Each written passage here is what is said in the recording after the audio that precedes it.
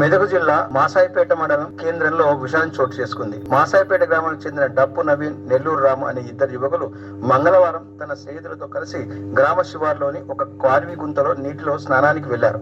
అయితే ఇద్దరు యువకులు గల్లంతు కాగా అతనితో పాటు ఉన్న మరో యువకుడు ప్రాణాలతో బయటపడ్డాడు. గ్రామానికి చేరుకున్న విషయం కుటుంబ సభ్యులకు తెలియజేయడంతో ఘటనా స్థలానికి చేరుకున్న కుటుంబ సభ్యులు మృతదేహాలను గజ ఈతగాళ్ల సహాయంతో గాలింపు చేపట్టగా ఒక యువకుడు మృతదేహం లభించింది.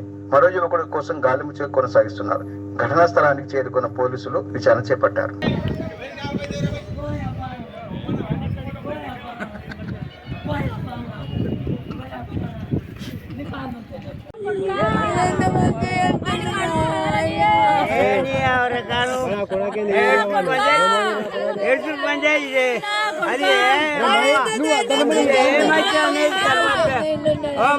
వెళ్ళొచ్చిండు.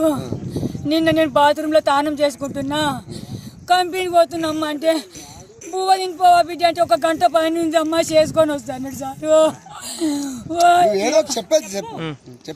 అయ్యా ఓ అయ్యా చూలే సార్, నేను ఇంట్లోనే ఉన్నా సారు.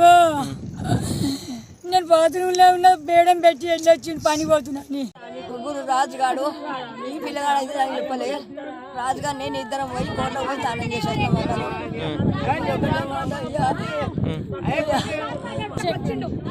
ఇప్పుడు ఈ పిల్లగాడు పోలీస్ స్టేషన్ ఉన్నాడు రాజన్నోడు.